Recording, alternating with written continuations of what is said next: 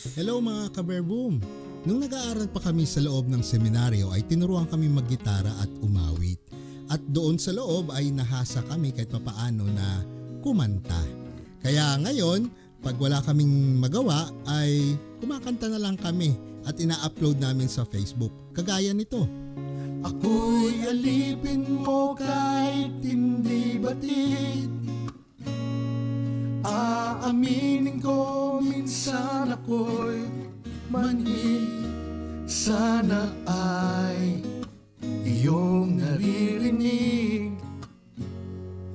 Sa iyong yakap ako'y nasasabik.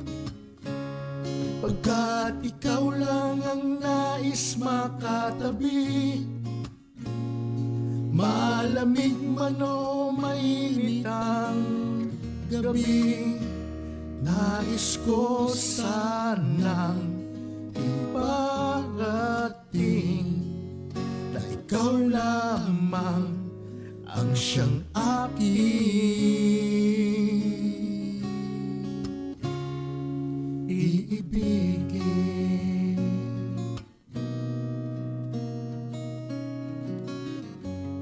Ako mga ka-Verboom, hindi po concert, hindi po dahil kumanta sila Tito Alan, magko-concert tayo ngayong araw ng Webes. Yan lang po ang ating pag-uusapan ngayong araw ng Webes dito sa Verboom, ang salita sa buhay ko.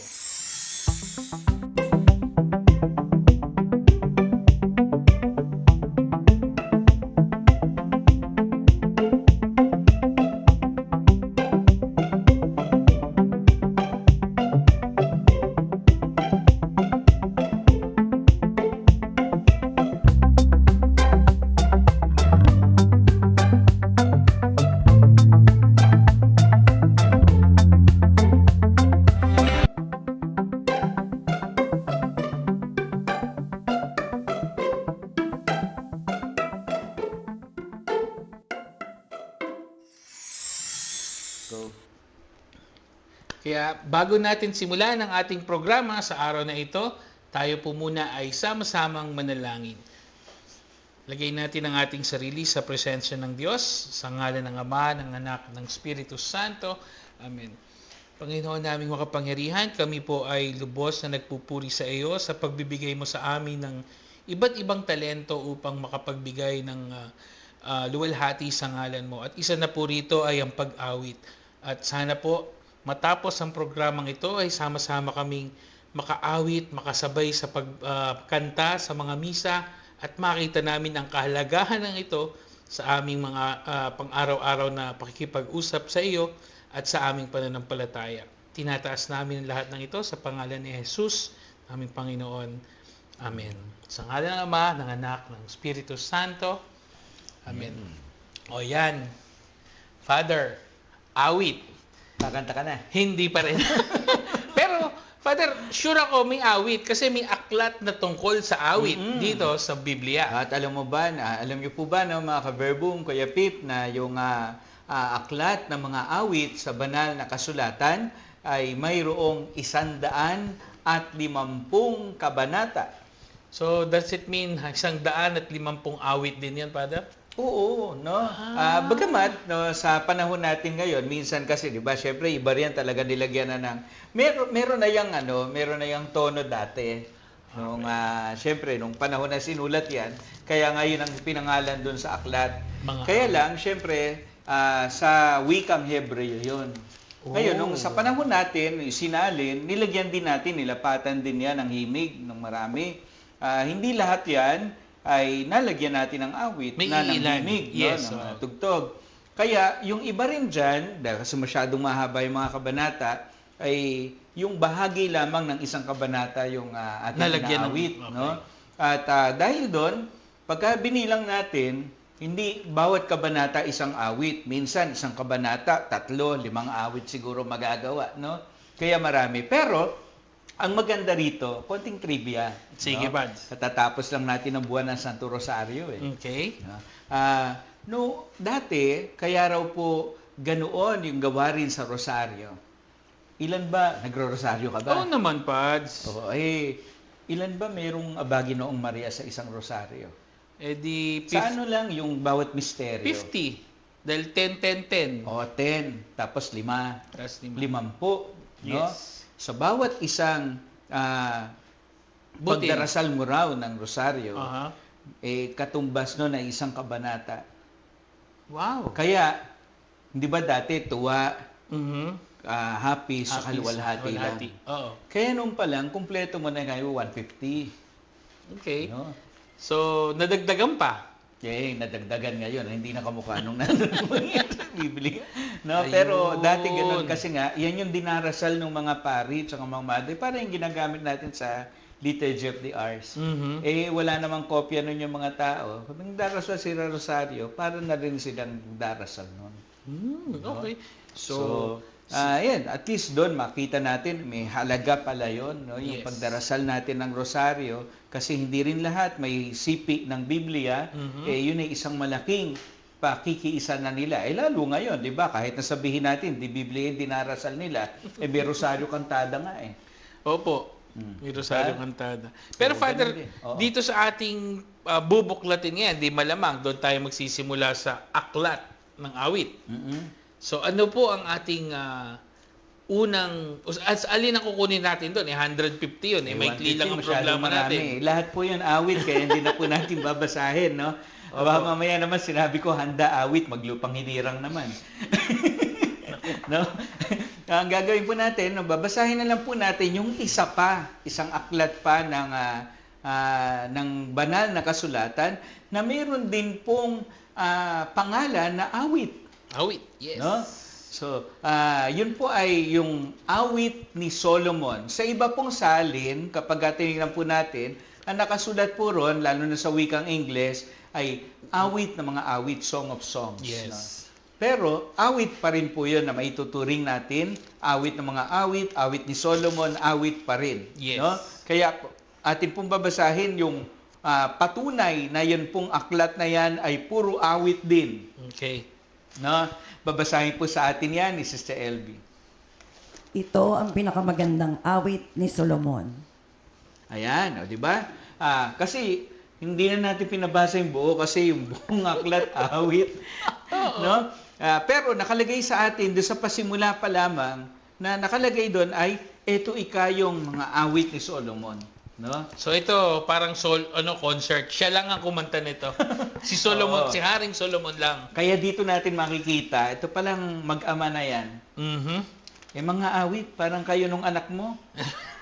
No? Father, Hindi kasi sabihin baka humingi pa sample.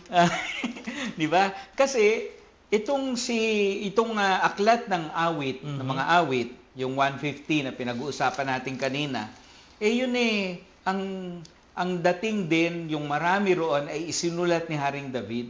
Yes. Anak niya itong si Solomon. Yes. May sarili ring aklat. No? Yes. Kumbaga siguro sa panahon natin may sariling album. May sariling, yes, yun nga sasabihin ko, may sariling album. At nabanggit mo si Haring David, Father, ang isa sa pinakasikat na kanta yung Psalm 23. Siyempre, No? awit ng Paborito ni pastol. Father, ang awit ng mga pastol. Yan. Yan. So, yan po, no? So, kaya po, pinakikita sa atin dyan sa ikalawang binasa sa atin, no? Yung una po, yung aklat ng mga awit, ikalawa, yung awit ni Solomon, na lahat ng yan, dun sa banal na kasulatan, makita natin, hindi etsepuera mga awit dito. Hindi yan puro lamang mga salaysay o mga batas. Yun po ay puno rin ng sining, ng awit. Yes. Kasama yan, Father, hindi nga lang siya yung ito yung masasabi natin na hindi lang, dati kasi nasabi natin parang kwento, parang telenovela, pag binasa mo. Meron ding, sa telenovela may, may music, may theme. Ito yun, may Tawag natin kantahan. doon, musical. Musical. Pero Musical. this time, itong pinag-uusapan natin, puro awit ito. Oo, puro awit yan. Eh, No? Kaya minsan po, mga ka-verbum, minsan unawain po natin kasi yung iba, minsan tanong sa akin, Ano po? sabi, Father, yun yung Salmon Tugunan, dapat ba talaga naawit yun? Siguro natatagalan kasi tumatagal yung misa eh. Okay. Sa totoo naman Opo. mahaba yun eh.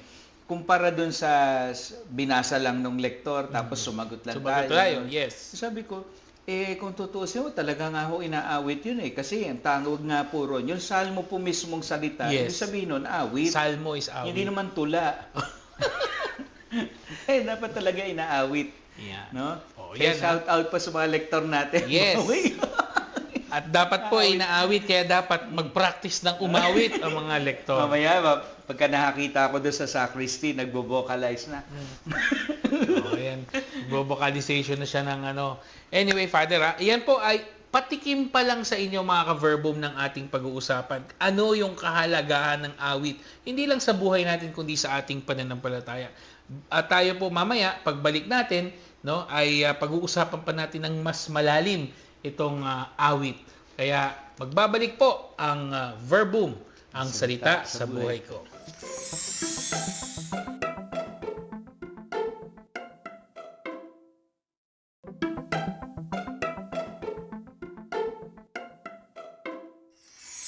At nagbabalik po ang verbum, ang salita sa buhay ko. Kaya sabi natin kanina, pag-uusapan pa natin ng mas malalim itong awit. At merong tayong na kilalang kilala, no? Alam na alam natin dahil ito mga kumanta, mga singers. Oo, mga singers ba Mga yan? singers yan. Mga singers of the New Testament. Yes. Diba? So, napakarami po kasi mga tala ng tungkol sa awit, sa banal na kasulatan. Sa katunayan, makita nyo po sa inyong screen, no? Sa screen natin, yung iba pa pong mga lista ng mga umawit. Pati nga si Moises umawit. Oo. Diba?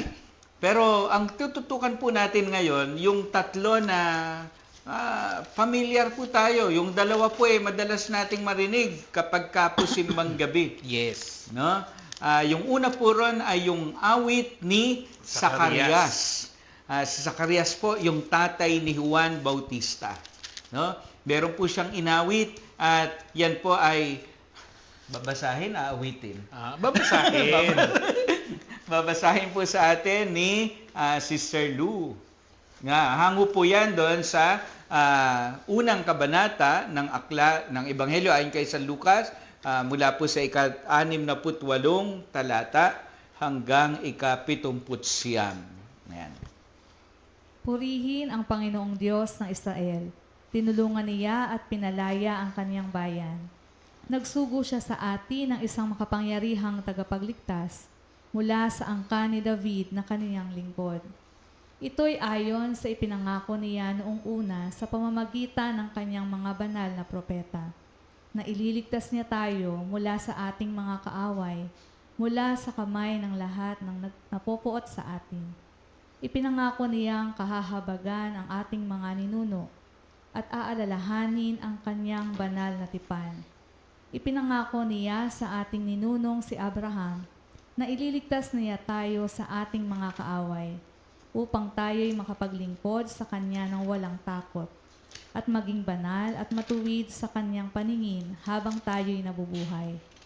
Ikaw, anak ko, ay tatawaging propeta ng kataas-taasang Diyos sapagkat mauuna ka sa Panginoon upang ihanda ang Kanyang daraanan at upang ipaalam sa Kanyang bayan ang kanilang kaligtasan, ang kapatawaran ng kanilang mga kasalanan. Mapagmahal at mahabagi ng ating Diyos, magbubukang liwayway na sa atin ang araw ng kaligtasan. Tatanglawan niya ang mga nasa kadiliman at nasa lilim ng kamatayan, at papatnubayan tayo sa daan ng kapayapaan. Yan. Yun yung kinanta ng tatay ni San Juan Bautista. Alam mo ba't siya napakanta? Bakit, Father?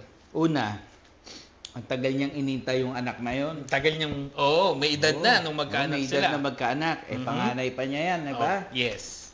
Lalaki pa, junior, di ba? Ikalawa, ikaw ba naman yung siyam na buwan di makapagsalita, di ka mapaawit pagka Correct. nakapagsalita ka na. Correct. Kaya nga, Father, ganun na lang yung kagalakan niya, no? At ang una niyang sinabi ay pahingi ng papel para magsulat ng pangalan. Tapos, yun na kagad yung sinunod niya. So, may birth certificate muna at saka kumanta. Di ba? So, ganyan. Kasi talagang tuwang-tuwa itong si Zacarias. At Yes. siya ay nakapagsalita na, tatay na siya, Yes. nakapagsalita pa. Tapos, yung anak niya, supporting cast. Yes. No, Ano, tagapaganda ng daraanan At ng malaki ang ginampanan na papel ni San Juan Bautista, ng anak ni Zacarias, no, yung umawit. Malaking papel ang ginawa sa ating pananampalataya because siya yung nag-prepare noong daraanan ng Panginoon. So inihanda niya yung mga tao. Mm-mm. Yan. Si Juan kaya kumanta rin. Palagay ko pa. Kasi kung kumakanta yung tatay, malamang kumakanta din yung anak. Malamang. Pero tingnan naman natin yung ikalawa. Yan. Eto mas, pinakapamilyar siguro sa lahat ng awit na na ating babasahin ngayon, bukod dun sa isa pa maya-maya, ito yung isa pa na pamilyar Pamilyar yung tayong marami. lahat. No? Ito po naman, yung mga awit na to ay isang babae. Yeah. No? Ang pangalan niya ay Maria. No? Ito po yung kilalang-kilala natin. Siguro mamaya habang binabasa sa atin ay Re-refresh. maalala natin. natin. No. Di ba? Yun po ay matatagpuan natin sa parehong kabanata rin. No? Unang kabanata ng Ebanghelyo ay kay San Lucas, mula naman po ika-46 hanggang ika-55 talata. Yeah. No? Babasahin po sa atin ni Sister LV. At sinabi ni Maria, ang puso ko'y nagpupuri sa Panginoon, at ang aking espiritu'y nagagalak sa Diyos, sa aking tagapagligtas, sapagkat nilingap niya ako, kanyang abang alipin. Mula ngayon, ang lahat ng tao'y tatawagin akong pinagpala, dahil sa mga dakilang bagay na ginagawa sa akin ng makapangyarihan. Banal ang kanyang pangalan. Ang kanyang kahabagan ay para sa lahat ng salin lahi. May takot sa kanya. Ipinakita niya ang lakas ng kanyang mga bisig. Nilito niya ang mga may palalong isip.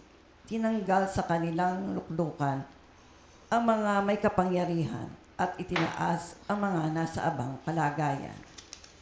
Pinasagana niya ang mabubuting bagay, ang mga kapuspalad, at pinaalis ng walang dalang anuman ang mga mayayaman.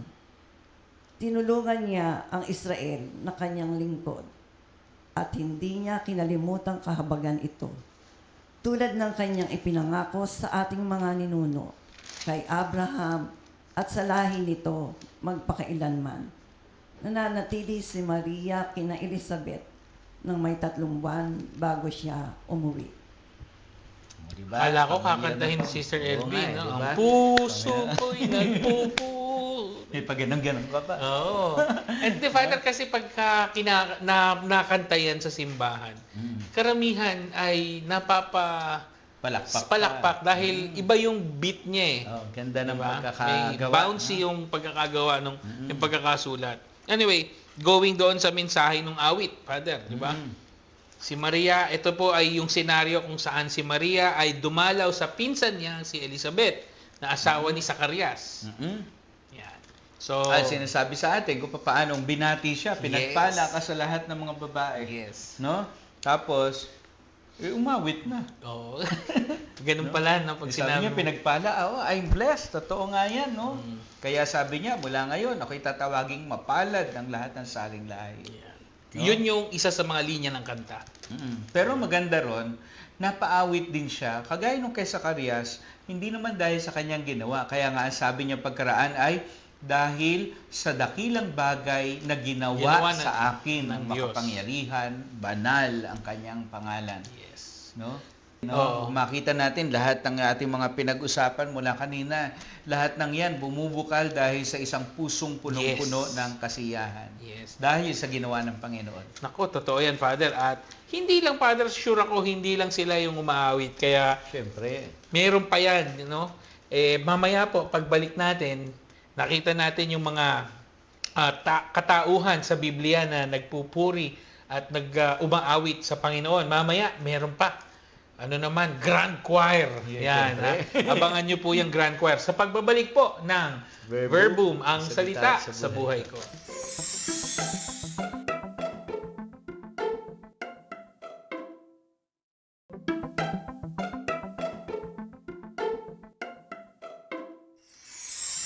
nagbabalik po ang verbum, ang salita sa buhay ko. No? Nabanggit natin kanina bago tayo mag-break, Father, Grand Choir. Hindi po natin may palalabasin ng Grand Choir. Hindi. Meron po tayong babasahin dito, no, sa banal na kasulatan kung saan makikita yung binabanggit yung ano nga yun, Father? Yung Nakakatuwa maraming rin to, kumakanta. Nakakatuwa rin itong mula po yan sa aklat ni Propeta Isaias. Ika-6 na kabanata po yan, matatagpuan natin doon sa 3 talata. At ito po ay isa rin sa mga pamilyar po yung marami Yes. sa atin. Kasi bawat misa, hindi po pwedeng hindi po yan marinig. Hindi mababanggit. No? Totoo. So, mababanggit po yan sa atin. Minsan hindi pa awit, pero awit po ito. At nakakatuwa po, papakinggan po muna natin. Babasahin po sa atin, Sister Lou. Sinasabi nila sa isa't isa ang ganito, Banal, banal, banal si Yahweh na makapangyarihan sa lahat. Ang buong daigdig ay puspos ng kanyang kalwalhatian. Di ba? Katuwa rito, sabi sa atin, wala raw silang tigil ng kasasabi sa isa't isa. Ano sasabi? Banal, banal, banal. Kausap. Para nagkukwentuhan lang sila, pero ang ginagawa nila ay ipinangangalat nila sa lahat, pinapaalala. Yun ang paraan ng kanilang pagpupuri sa Panginoon. Yes. Kung bagaano siya kabanal at kamakapangyarihan. Kumbaga, Father, repetitive na nilang, iisa lang yung kanta, pero paulit-ulit. No? Gano'n naman talaga kapag ka masaya ka eh. Di ba? Minsan nga, tanungan nga na iba, hindi ka ba nagsasawa din sa kanta na yan? Lagi mo Yan na nga. nang ulit. Kaya nga, Father, na pagka naririnig ko to, no, lalo sa misa, ang nai-imagine ko, kaya nabanggit ko yung choir kanina. Mayroon ako nakita sa YouTube pag binabanggit yung part na yan sa misa, talagang buong kalangitan ang kumaawit, no, ng part na yan, na banal, banal. Totoo yan. Kaya nga, napakasaya po yan, no, na bahagi ng misa, at laging binabanggit naman ng pari yan, kaya kaisa ng mga anghel nagsisiawit ng Yes. papuri ng walang humpay sa kalangitan. Kaya po, sana lagi rin tayo makikisa. Sipin nyo nga, no? Kasama nyo, anghel, Yes. kumakanta. At Father, ang katulad ng sinabi nyo ng pari, no, walang humpay na kinakanta yan doon sa kalangitan. Kaya parang nakakaano tuloy no, na sana marinig ko talaga yung kanta na yun. Kasi biruin mo, yung kanta na yun, walang tigil, long playing. Oo, syempre. Choir yun, long Oo. choir of Parang angels. tayo lang yung sumasabay. Oo, sumasabay. Sumisingit-singit lang. At kaya, Father, yun ang importante. No? Kaya pagka kinakanta yung mga awit sa misa, tayo'y sumabay. Oo, sumabay. Tama po yan. Father, di ba, karamihan naman, kung hindi man lahat ng simbahan, karamihan ngayon ng simbahan, ifina-flash sa monitor nila yung lyrics ng kanta. Kaya sumabay tayo. Tama yan, no? Kaya nga, sabi sa atin, yung ating pakikiisa sa pag-awit, yan practice ng gagawin natin sa langit. Kaya lagi po tayong aawit. Kaya hindi nyo po pwedeng idahilan na wala kayo sa tono dahil pagdating natin doon, lahat tayo kakanta na. Di ba sabi nga, kung ikaw ay nagdarasal, yung pag ikaw naman ay umaawit, you are praying twice. Oo, yan. Di ba? Isa yan sa mga kilalang kasabihan sa simbahan. Ano? He who sings well, prays twice. Di ba? Kaya po aawit po tayo. Yan po ang ating pinag-usapan ngayon kasi malapit po tayo ngayon sa kapistahan ni Santa Cecilia, na patron ng mga manunugtog at mga aawit. Yeah. Bukas po ang kanyang kapistahan, no? Yes. Kaya po pagbati sa lahat ng mga manunugtog at bahagi ng koro. At mga choir, yung koro, yung choir, no? Ganyan po kaimportante ang pag-awit. Hindi po yun inilagay sa misa para hindi tayo antukin, no? Yun po ay inilagay o naging bahagi ng ating liturhiya upang tayo ay sama-samang makapagdasal ng makapagpuri sa Panginoon. Dahil, sabi nga natin, Father, yung pag-awit natin dito sa lupa, practice yan ng pag nanggagawin natin doon. Dahil wala tayong... Sa yung ngangarere, kumakamot-kamot ng ganyan. Kumbaga di ba nung September, sabi natin sumisilip na si Jose Marichan dahil magpapasko, maraming Christmas songs. Tayo tuwing magsisimba parang si Jose Marichan. tayo ay tuwing nagsisimba, tayo ay nagpa-practice ng gagawin natin pagdating natin sa kalangitan. Yan. Ako, Father, sana ay maraming natutunan ng ating mga ka-verbum ngayong araw na ito. Sana po ay nakita nyo ang kahalagahan ng awit, no? Hindi lamang sa buhay, kung saan ito ay nagbibigay ng inspirasyon, nagbibigay sa inyo ng, pag kinakanta, di ba, Father? Uy, team song namin yan. Naalala mo yung mahal mo sa buhay, no? Yung kaibigan, yung kabataan. Pero lalo't higit sana po yung awit sa misa o yung awit na ating naririnig pag tayo nagsisimba, sumabay tayo dahil mas importante na tayo ay nananalangin ng 2 beses pagka tayo ay kumakanta ng mabuti at para na rin natin ibinabalik sa kanya yung talento na ibinigay niya sa atin. At wala namang, Father, di ba? Wala namang higit na magbe-benefit diyan kundi yung pagbibigay puri natin sa Diyos ng mga talento ng pag-awit. Kaya kung ikaw ay mga awit, nako, sumama ka na sa choir para makapag-practice ka ng lalo ng gagawin natin doon sa kalangitan. Tama. Yan. Kung Father, alam mo, bitin pero talagang hanggang dito lang muna tayo, no? Pero next week, meron pa rin naman tayo na next Tuesday, no? Next Thursday, meron pa rin naman tayong pag-uusapang verbo. Pero for now, Father, baka naman pwedeng makapaglambing. Hindi kita pakakantahin. Ay, buti naman. Bigyan mo na lang kami ipanalangin mo na lang kami at bigyan ng final blessing. Sa ngalan ng Ama, ng Anak, ng Espiritu Santo. Amen. Manaming pagmahal, papasalamat kami sa iyo dahil pinagkalooban mo kami ng mga tinig upang kasama ng mga anghel kami ay makapagbigay ng papuri sa iyo sa pamamagitan ng mga himig na nagpapahayag ng iyong kadakilaan. Maraming salamat din dahil ninanais mo na sa pamamagitan ng aming mga gawa, ang mga ito ay magsilbing tila awit din na nakapagpapasaya sa iyo, maganda sa iyong pandinig at paningin. Nihiling po namin, Panginoon, na kaming lahat ay iyong gabayan at samahan. Nawa sa lahat ng aming mga gagawin, kami ay tunay na makapaghanda sa aming pagharap sa iyong harapan. Tinataas namin ang lahat ng ito sa pamamagitan ni Hesus Kristo, kasama ng Espiritu Santo, magpasawalang hanggan. Amen. Sumainyo ang Panginoon. At sumayin niyo rin. Pagpalain kayo ng ating mapagmahal at butihing Diyos, Ama at Anak at Espiritu Santo.